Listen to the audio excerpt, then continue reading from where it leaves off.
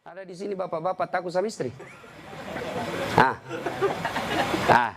Berhenti kau jadi laki-laki kalau takut sama istri. Apa mau takut? Nak kita setengah mati cari ikan uang. Saya serius ini Pak. Nauzubillah min zalik. Sedih kita lihat anak-anak kita Pak. Baru diberitahu satu, sudah 10 keluar dari mulutnya. Nah, sekarang pertanyaan, kenapa anak-anak kita begitu? Kenapa kira-kira? Apakah sepenuhnya salah anak? Tidak. 90% salahnya orang tua mendidik anak kita. Salah. Salah dari mendidik. Silakan baca hasil penelitian psikologi pendidikan. Silakan baca tulisan-tulisan di koran, di majalah tentang proses pendidikan. Silakan. Tapi keliru dan sesat ketika Bapak Ibu tidak buka Quran, khususnya surah Luqman untuk mendidik anak. Kita baca riset rujukan dari Eropa, rujukan dari Amerika. Tapi kita tidak pernah buka Quran dalam mendidik anak. Hakul yakin, kalau kita jauhi Quran mendidik anak, maka anak kita bisa jadi cerdas, bisa jadi jabatan tinggi, tapi tidak tahu sopan santun kepada orang tuanya. Kan orang tua kita sekarang merasa hebat kalau anaknya pintar bahasa Inggris. Ustadz, itu anaknya hebat betul tetangga saya. Kenapa? Itu belum SD itu Ustadz sudah lancar bahasa Inggris. Apa hebatnya? Banyak yang begitu. Masa banyak Ustadz? Silakan bapak-bapak ke Inggris. Tanya Pak Menteri. Tanya Pak Menteri. Itu anak-anak di Inggris dari kecil dia bahasa Inggris Pak. Bener. Ayo. Meskipun dia lancar bahasa Korea, bahasa Inggris. Kalau berdoa dia pakai bahasa Inggris. Oh my God, please help me my mother. Pasti dia pakai bahasa Bugis juga kalau dia orang Bugis. Ya kan? Ngapain Pak? Maka didik anak kita Quran kembalinya. Satu kisah. Rasulullah ke suatu tempat. Dalam perjalanan ke tempat tersebut, Nabi melewati pemakaman. Nabi lalu bersabda, langkahkan kakimu dengan cepat ketika lewat pemakaman. Seluruh sahabat mempercepat langkahnya. Sampai Nabi di tujuan. Selesai urusan, balik lagi dengan rute yang sama. Lewat di pemakaman, seluruh sahabat melangkahkan kaki dengan cepat. Karena tadi diperintah cepat, tanpa perintah Nabi, percepat langkah. Nabi katakan, tidak usah, kau santai aja jalan. Ya Rasulullah, tadi pergi disuruh cepat, sekarang kau tidak. Kata Nabi, tadi itu, andai kau diberi telinga seperti pendengaranku. Tadi itu waktu pergi disiksa orang dalam kubur. Saya tidak mau lama-lama mendengarnya. Tidak tega saya mendengar dia disiksa, maka saya mau jauh supaya saya tidak dengar. Waktu pulang tidak lagi. Kenapa? Saya dengar berita dari Jibril. Allah perintahkan hentikan siksaanmu wahai penyiksa di kubur. Tidak mungkin saya siksa orang tuanya di kuburnya. Sementara anaknya di dunia lagi belajar mengaji membaca basmalah. Bismillahirrahmanirrahim. Baru kalimat basmalah dia baca anaknya. Allah sudah katakan berhenti kau siksa anaknya, orang tuanya. Nabi tidak mengatakan saya dengar anaknya kursus bahasa Inggris. Anaknya kursus aritmatika. Anaknya kursus komputer. Tidak. Tapi apa? Quran. Maka didik anak kita Quran. Ya Pak ya? Itu dosa anak-anak yang masih sekolah. Kalau kita ini, yang sudah punya istri, model durhakanya. Nah, seperti tadi. Lebih takut sama istrinya daripada ibunya. Ada di sini bapak-bapak takut sama istri. Berhenti kau jadi laki-laki kalau takut sama istri. Apa mau takut? Nak kita setengah mati cari ikan uang. Saya serius ini Pak Menteri. Coba lihat Pak. Dari pagi kita keluar mikir untuk istri. Supaya dia bisa beli emas. Supaya dia bisa pakai kudung yang bagus. Supaya dia bisa pakai tas yang mewah. Supaya dia bisa pakai sepatu yang up to date. Semua kita pikir itu. Mana pernah istri kita mikirkan kita bagaimana supaya kita pakai berlian? Tidak pernah. Kita pikir itu Pak. Bukan cuma di dunia, sampai di akhirat. Makanya tidak masuk akal saya kalau ada suami takut sama istrinya. Mana mau takut? Semua kita tanggung dunia akhirat. Ya, di dunia kita tanggung AC-nya. Di dunia kita tanggung cicilan mobil. Di akhirat kita tanggung lagi dosa istri. Lalu dia kasih takut-takut kita. Pret! Bagaimana ceritanya? Lain kalau dia kasih kita modal 10 miliar. Kau sudahlah, kau duduk saja. Kita takutlah nanti habis modal. Tapi kalau kita juga yang cari uang. Lalu kita takut sama istri. Tidak masuk akal saya. Ya nggak Ustaz. Dia pecahkan piring. Kalau dia pecahkan satu, kasih pecah satu lusin. Kenapa? Piring boleh dibeli. Harga diri sebagai suami tidak boleh diinjak-injak istri. Takbir. Nah, yang takbir pasti takut sama istrinya. Coba. Nah, itu kan ada laki-laki dosa sama mertua, sama ibunya gara-gara takut sama istri. Contoh-contoh ya. Nih, dapat bonus di kantor. Lalu suaminya berkata, "Ma, ini kan COVID lama kita tidak kunjungi bapak di kampung. Kita kunjung tentu bawa wabah buat ibu bapak kita. Sudahlah, ini bonus kita transfer aja. Mudah-mudahan ini bisa digunakan ibu. Beli makanan kesukaan. Dia menikmati air usia senja." Apa kata istrinya? "Apa? Ibumu terus. Kawin kok sama ibumu? Nih dongo. Mana orang bisa kawin sama ibu? Ada kan ibu ngomong begitu, beleng-beleng. Ini asli beleng-beleng, mana bisa pilih kok, mamamu atau saya. Mana bisa dipilih antara ibu dengan istri. Ini pilihan yang tidak masuk di akal. Kalau saya istri saya bilang begitu, ceraikan saya. Sini kok, saya ajar kok bagaimana isi formulir penceraian. Benar Pak, jangan sampai bapak berdosa gara-gara takut sama istri. Hilang berkah hidup rumah tangga kalau ibu takut sama istri, berbuat baik sama orang tua gara-gara takut sama istri. Mestinya istri yang baik, dia sujud syukur ketika mertua anaknya. Kenapa? Berdoa, "Ya Allah, mudah-mudahan anakku juga seperti ini ketika saya sudah punya istri, masih mengingat saya." Tapi kalau dari kecil anak kita dipertontonkan tidak boleh berbuat baik sama mertua, maka begitu ibu nanti juga tua, dikasih masuk panti jompo sama anak mantunya. Si mau kok. Ini dengar ibu-ibu ya. Mestinya sujud syukur. Alhamdulillah saya punya suami perhatian betul sama mertua. Mudah-mudahan anak saya juga seperti ini. Ya Allah, terima kasih kau kirim orang tua ini. Gara-gara ini orang tua saya punya suami jadi menteri.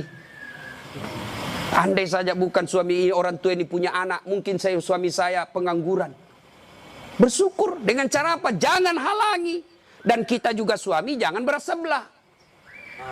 Mertua juga kita adalah orang tua kita. Konsep Islam itu ada 3 orang tua. 1 ibu bapak, 2 mertua, 3 orang yang pernah mengajari ilmu. Itu orang tua kita. Maka yang baik, datang ibunya suami, istri yang kasih hadiah. Datang orang tuanya istri, suami yang kasih hadiah. Malah jangan sembunyi-sembunyi. Karena takut sama istri, masuk di dapur mamanya, "Mak, jangan dilihat istri saya, mati saya." Beleng-beleng. Ya? Takbir. Jangan sampai bapak menjadi anak durhaka hanya karena takut kepada istri. Itu camkan itu Pak. Maka saya bilang sama istri saya, boleh kau marah-marah sama saya. Ada rezeki dari saya kau habisi duit, itu rezekimu. Boleh kau maki-maki saya kalau kau marah. Boleh kau lempar kepalaku, yang penting tidak dikena. Satu yang tidak boleh sedengar, jangan pernah kau sakiti perasaan ibu saya. Begitu sakit perasaan ibu saya, tidak ada mantan orang tua. Tapi istri, banyak namanya mantan istri. Nah itu harus tegas, ini prinsip buat kita anak. Nah ini golongan pertama yang menderita ketika sakaratil maut, anak yang durhaka kepada orang tuanya.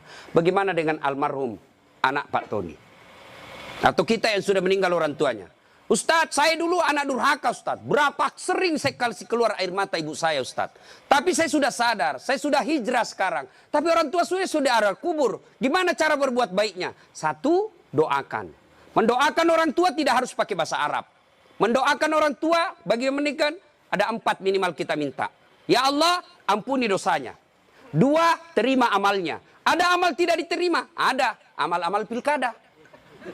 Sumbang jilbab 10.000. Supaya dicoblos. Nah, nanti ya Allah mana jilbabku 10.000, kata malaikat. Bos, pilkada jilbabmu. Ya, tidak sampai. Pun kalau ada amal orang tua kita seperti itu, dia pernah caleg, maka kita berdoa, ya Allah terima amalnya orang tuaku. Yang ketiga, lipat gandakan amalnya tersebut. Dan yang keempat, lapangkan alam kuburnya, jadikan kuburnya menjadi taman-taman sorga. Lalu tutup dengan doa yang ada Al-Quran, Allahumma gfirli wali walidayya warhamhuma kama rabbayani saghira. Doakan. Yang kedua, cara berbuat baik kepada orang tua semeninggal adalah bersedekah atas nama orang tua. Saudara-saudara sekalian, saya sebagai anak pertama, ini memang ada hak waris kita. Rumah ini kita 4 bersaudara, kita punya hak waris. Tapi inilah peninggalan Bapak. yang beliau sejak jadi pegawai sampai pensiun mencicil rumah ini. Tidak elok rasanya begitu meninggal, beliau tidak menikmati rumah ini. Lebih baik rumah ini kita jual, kita belikan beliau jadikan masjid. Nah, setengah dari ini warisan barulah kita bagi. Bagaimana adik-adik? Setuju? Setuju, Kak. Nah, biasa kalau ada begini istri yang menghasut. Apa kek? Kau kan anak pertama, masa kau mau diatur sama adikmu? Dongo ini. Nah, itu biasa itu begitu. Jadi penghasut. Nah, bersedekah atas nama orang tua. Ada lagi yang berkata tidak sampai kalau sudah meninggal Ustadz. Mau bukti bahwa sedekah kepada orang meninggal sampai? Mau bukti? Mau, Pak? Mau, saya kasih bukti. Gimana caranya? Bapak meninggal dulu, saya kirimkan sedekah. Sebab yang begini alam gaib, Pak. Tidak bisa diakali. Kalau Bapak tidak percaya, sudah mati duluan deh. Saya kirim Fatihah dengan binatang kurban. Yang ketiga, cara berbuat baik kepada orang tua sudah meninggal adalah mengunjungi karib kerabatnya. Besok lusa, anaknya almarhum, ya masih hidup teman-temannya Bapak, ketika sudah usur, anaknya sudah menjadi pembesar, maka kunjungi karibnya. Itulah cara berbuat baik kepada orang tua yang sudah meninggal. Dan yang paling konkret, kalau mau berbuat baik kepada orang tua yang sudah meninggal adalah jadilah anak yang soleh atau soleha. Nah, ibu bapak, saudara-saudara sekalian. Nah, ini yang perlu diluruskan. Orang datang melayat, satu, banyak nginjak-nginjak sunnah Nabi.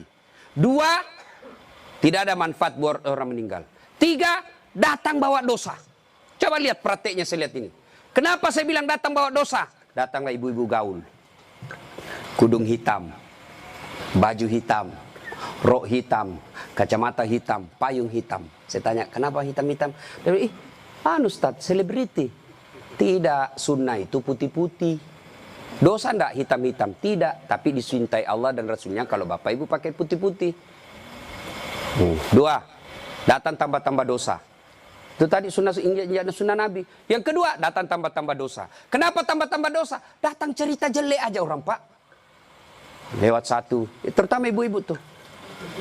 Mulai pintu dia lihat, Pak. Mulai dilihat dari ujung rambut sampai ujung kaki. Lewat si Kobi itu, kata orang Bugis. Si Kobi nih. Apa? Dia enggak cerita, tapi mulutnya, matanya sinis. Kenapa? Lipstiknya palsu. Kenapa kau tahu? Melengket di giginya. Sudah satu dia gosip, lewat lagi satu. Tidak serasi kudunya sama roknya. Dia bilang, iyo kayak umbul-umbul. Bahkan Ustadz pun digosipnya. Lewat Ustadz Dasar, itu juga bajunya yang di YouTube. Tadi saya lewat, ada saya dengar, itu juga bajunya yang di YouTube itu Pak Ustadz. Kenapa? Saya pakai baju kau yang sibuk. Nah, itu gosip. Maka ibu majelis taklim saya di Makassar, saya anjurkan. Ibu datang melayat, satu, ada wudhu. Dua, bawa Quran minimal surah Yasin. Tiga, begitu datang, ibu baca Yasin bareng-bareng. Tidak bisa baca Yasin bareng-bareng, itu majelis taklim yang baik. Ketua majelis taklimnya, saudara-saudara sekalian, mari kita baca Yasin bareng-bareng, saya pimpin. Itu majelis taklim yang manfaat. Bukan ngurus baju seragam. Apalagi memanfaatkan pilkada. Pak, anggota majelis taklim saya 300, Pak. Tapi amban, Pak. Tapi minta tolong seragam, Pak, ya. Ada juga majelis taklim memanfaatkan begitu proposal banyak ketika pilkada. Nah, maka majelis taklim yang bagus, ada orang wafat, pimpin tahlilan. Sudah itu, tidak bisa baca Yasin, Ustaz. Sudah, baca Al-Fatihah. Buru-buru, Ustaz. Sudah, baca Qul huwallah 3 kali. Masih juga buru-buru, Ustaz. Sudah tidak tahu baca itu semua, Ustaz. Sudah, baca saja. La ilaha illallah, la ilaha illallah, la ilaha. Itu aja kita ulang-ulang selama kita melayat. Itu pun tidak bisa, Ustaz. Ya sudah, kau diam saja.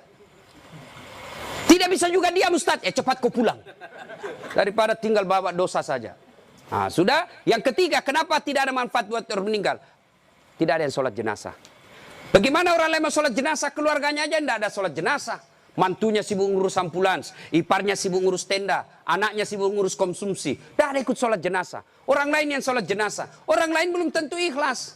Banyak yang sholat, Ustaz. Kenapa banyak? Karena bapaknya menteri. Jadi tidak ikhlas orang. Tapi coba kalau keluarganya, pasti ikhlas. Saya hampir jarang sekali melihat ibu-ibu sholat jenazah. Jarang.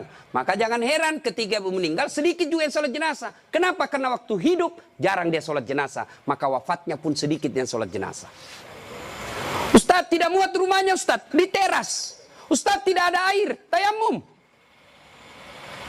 Ustaz tidak ada air, boleh tidak wudhu. Imam Syafi'i mensyaratkan wudhu, Imam Ahmad boleh tidak wudhu. Karena itu bukan sholat, dia hanya doa.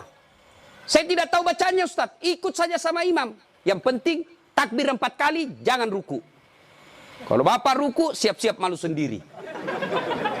Nah, ini cerita, wallahu alam benar atau tidak. Cerita ini takbir imam. Allahu Akbar, takbir juga dia, Allahu Akbar. Takbir kedua imam, Allahu Akbar, dia ruku. Dia, kenapa saya sendirian ruku ini? Takbir ketiga imam, dia, sekalian sujud deh. Dia sujud. Pas selesai sholat ditanya, hei, kenapa kau sujud? Dia bilang ini orang banyak sekali dosanya. Tidak diampuni kalau tidak ruku. Supaya habis sekalian, ya sekalian saya sujud. Ini jawaban orang kepepet. Nah ibu bapak, saudara-saudara sekalian. Ya. Habis baterainya. Ibu bapak yang saya muliakan. Masuklah, diantarlah kita. Diantar ini lagi yang banyak kadangkala mempermalukan Islam. Saya tidak tahu kalau di sini. Saya melihat kalau di daerah sebagian Makassar Pak, orang meninggal, kala-kala demo Pak. Naik di mobil dia putar bajunya, orang mati, orang mati. Wah, minggir. Sampai mobilnya orang dilempar, jangan begitu. Ngapain buru-buru? Jadi sebelum diantar jenazah, keluarga yang berduka pidato. Terima kasih Bapak Ibu sudah memberikan kami dukungan moral. Tapi tolong jangan mempermalukan kami di jalan. Jangan lagi menambah duka kami dengan mengganggu pengguna jalan yang lain. Saya kalau pergi mengajar, tiba-tiba jenazah di mobil jenazah, bagus cara pengantarannya, saya minggir Pak, saya kirimkan Fatihah. Kirim Fatihah untuk Rasulullah, saya ikutkan jenazah yang diantar. Tapi kalau menakutkan, tidak ada yang mau doakan. Ya? Ngapain buru-buru? Ngapain buru-buru? Kan ada lagi yang paham, tidak tahu dari mana dia belajar. Katanya kalau terlambat disiksa. Bagaimana ceritanya? Kalau dilewati 5 manu, disiksa orang meninggal. Orang meninggal kalau dia... Itu orang sholat, bagi orang yang hidup, orang meninggal, tidak bakal dia disiksa gara-gara dia terlambat dikubur. Ngapain buru-buru? Itu juga sudah ada liangnya sudah siap. Semua apa perluan pemakaman sudah siap. Apalagi kalau ada wasiat orang yang meninggal. Jangan kau kubur saya sebelum anakku datang dari Amerika. Wajib kita tunggu. Itu wasiat. Ada 7 kewajiban orang hidup terhadap orang mati. 1 diantaranya wasiat. Kecuali wasiatnya bertentangan agama atau melanggar mengandung mudarat. Misal, jangan pernah kau kuburkan saya di tempat kopi. Kuburkan saya di kampung. Tapi keputusan pemerintah pukul karena dia wafat karena COVID, ya boleh tidak diamalkan wasiatnya. Kenapa? Karena dia mengandung mudarat. Atau dia bilang kuburkan saya di kampung. Tapi begitu mau dikuburkan ada badai, tidak bisa nyebrang pulau. Boleh itu karena di luar kemampuan kita. Atau besok-besok saya meninggal kasih narkoba di atas kuburku. Karena dia pecandu narkoba. Tidak boleh itu Pak, melanggar ya. Jadi Bapak, saudara-saudara sekalian. Nah, sampailah kita di pemakaman. Nah, ini juga yang perlu diluruskan. Berapa banyak orang yang sampai pemakaman tidak melaksanakan sunnah Rasul. Diajarkan begitu sampai pemakaman, ucapkan Assalamualaikum ya ahlal kubur. Ya, tidak tahu itu cukup. Semoga keselamatan bagi kemuliaan ke semua penghuni kubur. Insya Allah saya ikut menyusulmu. Nah, ada lagi pelanggaran yang kita lakukan apa? Menginjak-injak batu nisan. Tidak boleh sama menduduki batu api neraka itu Pak. Ada yang sampai duduk sambil merokok di atas batu nisannya orang. Tidak boleh. Pemakamannya padat Ustaz. Bapak tidak usah masuk. Cukup yang memikul. Bagaimana yang memikul Ustaz? Boleh karena dia darurat. Karena kalau satu langkah jatuh Pak, jatuh jenazah. Sudah dimakamkan? Sudah selesai. Kembalilah pemakam. Ya, tinggallah kita. Bapak merantau ke Papua. Tidak nyaman di Papua, kembali ke kampung, Sulawesi Tenggara. Merantau lagi ke Surabaya, di Surabaya tidak nyaman, kembali lagi ke kampung. Merantau lagi ke Makassar, Makassar tidak nyaman, kembali lagi ke kampung. Masih ada pilihan. Bapak pegawai negeri ditugaskan ke Papua, tidak nyaman, tidak ada sinyal, Bapak boleh pensiun dini. Tidak disenang saya sama menteri saya, boleh Bapak pensiun dini, tidak ada masalah. Tapi begitu Bapak masuk kubur, senang tidak senang, tinggal kau di situ, tidak boleh kau keluar lagi. Siapa orang yang tersiksa di dalam kubur? Yang pertama kata Nabi, al-mutahawilu bis sholah, yang menganggap enteng sholat. Orang yang menganggap enten sholat Pak, jangan, sudah. Sholat itu di akhirat nanti barcode. Bapak beli elektronik kan sekarang pakai barcode. Ya kan? Nah, Bapak begitu setor jualan, titik. Berarti ini boleh, bawa. Di akhirat kalau Bapak di barcode, bagus sholatnya. Tidurkan dia, kata Nabi, seperti tidurnya tidur pengantin baru. Tapi di barcode, hilang, redup-redup. Ini macet. Ini sholat Jumat, hari Jumat saja. Paling terlambat datang, paling cepat pulang. Orang khotbah dia tidur. Begitu bangun, aliran apa yang tidak ada khotbahnya? Bukan aliran apa, kau yang tidur beleng. Mana? Percaya Pak, orang yang tidak ada sholat demi Allah. Bapak tidak puasa, masih boleh disebut Islam. Bapak tidak haji, masih boleh disebut Islam. Bapak tidak bayar zakat, masih disebut Islam. Tapi tidak sholat, Imam Syafi'i menghukuminya, disuruh bertobat dan dia tidak mau, boleh dihukum mati. Itu kalau Imam Syafi'i. Disuruh sholat dan dia tidak mau. Disuruh bertobat dia tidak mau, kata Imam Syafi'i, boleh dia dihukum mati. Begitu pentingnya sholat. Ketika Allah perintah puasa, ayat saja turun. Allah perintah haji, ayat saja turun. Allah perintah zakat, ayat saja turun. Allah perintah sholat, tidak boleh ayat turun. Rasulullah dijemput oleh 4 malaikat menghadap kepada Allah. Kenapa? Ini perintah penting. Diberikan perintah sholat. Pak Menteri, ada himbauan kepada seluruh kepala daerah se-Indonesia, hanya berupa himbauan cukup WhatsApp dalam grup. Tapi kalau itu berupa SK yang penting, Gubernur datang kantor Menteri. Kenapa? Ini penting. Tidak boleh kok di WhatsApp. Sholat demikian pentingnya, sehingga Nabi harus diundang menghadap. Itulah disebut Isra dan Mi'raj. Bapak kerja jadi Grab, jadi menteri. Munafik kalau Bapak katakan, bukan untuk dunia saya. Bohong. Kita bekerja apapun profesi kita untuk memperbaiki dunia. Lalu siapa yang punya dunia? Allah Subhanahu wa ta'ala. Artinya, mustahil dunia dalam genggaman kalau yang punya dunia Bapak jauhi. Saya kasih contoh. Saya akrab dengan Pak Menteri. Saya datang ke Jakarta. Pak Menteri, saya mau jalan-jalan Jakarta ini, tapi tidak ada mobilku Pak Menteri. Kata Pak Menteri, aman terkendali Ustadz. Pak Menteri telepon ajudan. Ajudan, siap Pak Menteri. Itu ada Ustadz Dasat, kau jemput dia. Nanti dikena lagi kita di ceramah. Kau jemput dia. Kasih mobil yang bagus, kasih pengawalan, jangan lupa kasih pembeli pulsa. 1 jam kemudian datang ajudan. Tapi Pak Ustadz, kiriman Pak Menteri. Aman, selesai masalah saya di Jakarta. Kenapa? Saya akrab sama Pak Menteri. Ada dari Makassar, tidak pernah ketemu, tidak pernah silaturahmi, tidak pernah didengar namanya, tidak pernah lihat. Assalamualaikum Pak Menteri. Boleh pinjam mobilnya? Siapa ditelepon Pak Menteri? Ajudan? Bukan. Siapa? Kapolres. Tangkap itu, penipu. Tidak pernah ketemu pinjam mobil. Pasti penipu itu. Demikian juga dengan Allah. Bapak tidak pernah sholat. Tiba-tiba sakit, ya Allah, saya sudah capek sakit, ya Allah, sembuhkan penyakitku. Allah berfirman, malaikat, karena dia sudah capek sekali, cabut nyawanya. Sholat Pak. Apa alasan Bapak tidak mau sholat? Coba bilang, ayo malas sholat ini. Ayo, bilang kok apa? Saya tantang kok ini hari. Paling ibu-ibu haid. 3 kali haid 1 bulan. Kenapa tidak sholat? Lagi mens. Kenapa tidak sholat? Datang bulan. Kenapa sholat? Halangan. Itu aja, semua itu 3 kali 1 bulan. Mana bisa. Bilang suaminya, kenapa belum sholat ibu? Biasanya cuma 5 hari, ini kok sudah 7 hari belum sholat. Orang belum bersih. Masih ada sedikit-sedikit. Dia bilang suaminya, kok bohong ya? Apa bohong? Saya kasih lihat kau. Beleng-beleng. Apa kasih lihat dong kok? Apalagi ibu-ibu banyak tidak sholat. Kalau ada pesta pengantin, mukanya dikira tembok, coklat, biru, krem, abu-abu. Apalagi banyak ibu tidak sholat, gara-gara apa? Jilbab. Jilbab sakaratil maut.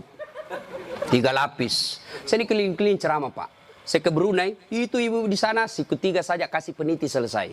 Di Malaysia juga begitu, Filipina Selatan juga begitu. Saudi, lebih gampang masuk, kasih selesai Pak. Di sini la haula wala quwwata illa billah. Bingung saya bisa lihat, dia pengantin gimana caranya dipakainya. 3 lapis Pak, ada miring-miring sedikit. Ada cipin-cipin ini, ada kayak pohon di belakangnya. Begitu dia bilang suaminya, Bu, kau pergi sholat. sadar kok Pak, saya sadar, saya suruh kau sholat, sholat. Kau ndak lihat ini Pak, 1 jam dipakai ini jilbab, dongo. Gara-gara jilbab ndak sholat, beleng-beleng. Ya nggak tahu Bu, saya suruh sini sholat Pak. Adik-adik, saya bisa cerita seperti ini karena saya alami. Percayalah Pak, mustahil Allah sengsarakan hidupnya orang baik sholatnya. Tuhan apa yang sengsarakan hidupnya orang baik sholatnya? Sudahlah Pak, Bapak mau dekat sama Pak Menteri, tidak usah cari muka sama Menteri. Muka Bapak sudah bagus. Ada juga, siapa? Ya, cemen lu men. Kerja aja yang baik. Selebihnya, sholat, minta kepada Allah. Kecil buat Allah jadi menteri. Kecil buat Allah dapat proyek, kecil. Jangankan yang tidak masuk, yang masuk akal. Tidak masuk akal Allah kasih. Masuk akal enggak manusia dibakar hidup-hidup bisa hidup? Masuk akal enggak? Enggak masuk akal. Tapi kalau Allah mau, Ibrahim alaihissalam dibakar keluar kedinginan. Masuk akal enggak perempuan hamil tidak pernah disentuh laki-laki? Kata ilmu kedokteran enggak mungkin Ustaz. Tapi kalau Allah yang mau, Siti Maryam. Akhir Isa tanpa pernah disentuh laki-laki. Cuma sekarang banyak perempuan mau sayangan Siti Maryam. Ada suaminya, ada anaknya, beleng-beleng. Coba. Coba. Subhanallah. Banyak kejadian tidak masuk akal tapi terjadi. Masuk akal enggak orang bisa hidup dalam perut ikan? Ada pernah masuk perut ikan? Kalau saya ikan masuk dalam perutku. Kalau Allah yang mau, Yunus alaihissalam 40 hari dalam perut ikan, hidup keluar dengan selamat. Apalagi sekedar punya mobil kecil buat Allah, kecil. Lunas rumahmu kecil buat Allah, terhindar dari wabah kecil buat Allah. Allah cuma minta ista'inu bisabri wassalah. Sabar, perbaiki solatmu, saya yang selesaikan semua masalahmu. Itu janji Allah, bukan janji caleg. Kalau caleg Pak dikasih semua kita namanya Pak, pilih saya, gampang, sama-sama kita orang Bugis. Ini masalah, ada masalahmu telepon saya 24 jam. Begitu ada masalahnya dia ganti nomor HP-nya Pak. Bapak saudara-saudara sekalian, banyak yang ini saya sampaikan tapi waktu yang terbatas. Pada akhirnya saya tidak pernah berpikir berdiri di tempat ini. Mestinya jadwal saya ada di Makassar takziah malam ini. Tapi begitu Pak Herman telepon dan dibicarakan saya sama Pak Menteri, saya lupa janji saya 2 Pak. Ceramah saya hari ini di Makassar, saya lupa Pak. Itu pasti karena orang yang meninggal orang baik. Saya terharu tadi istri beliau mengatakan, Ustadz, 3 bulan sebelum beliau wafat, ceramahnya Ustadz selalu dia putar. Maka beliau katakan, saya terharu Ustadz karena saya tidak tahu kalau Ustadz yang mau ceramah malam ini. Ini karena kekuatan silaturahim. Ini karena pejabat yang baik. Ya. Banyak-banyak pejabat saya kenal Pak, kalau temannya meninggal paling kirim bunga. Ini alhamdulillah hadir memberikan dukungan dan mendatangkan Ustadz Dasat. Macu Pak Eko. Alhamdulillah ya. Bapak, saudara-saudara sekalian, sebelum kita akhiri, saya mau bertanya dan ini pasti dicatat oleh malaikat. Apakah Bapak Ibu bersaksi bahwa almarhum orang baik? Kalau ada dosa dan kesalahan dimaafkan? Catat ya malaikat, inilah menjadi amal kebaikan buat almarhum. Banyak yang ingin saya sampaikan tapi waktu yang sangat terbatas. Untuk ingin mendengarkan ceramah saya lagi, gampang, silahkan buka channel YouTube saya, Dasat Latif. Jangan lupa like and share. Atau di Instagram Dasat Latif 1212. Terima kasih. Sebagai kesimpulan, kullu nafsin sa'ikatil maut. Semua yang hidup pasti akan mati. Al mautu babun. Mati adalah pintu yang setiap kita pasti melewatinya. Karenanya yang jadi masalah sesungguhnya bukan mati itu. Yang jadi masalah adalah sudah siapkah kita menghadapi kematian itu. Dan apa bekal sebaik-baik dalam menghadapi kematian? Satu diantaranya takwa. Dan takwa itu operasionalnya, wujud nyatanya. Birrul walidain, berbuat baik kepada kedua orang tua, dan peliharalah sholat dengan sebaik-baiknya. Demikian, lebih dan kurangnya mohon dimaafkan. Nun wal kalam ya misturun, billahi fisabilil haq.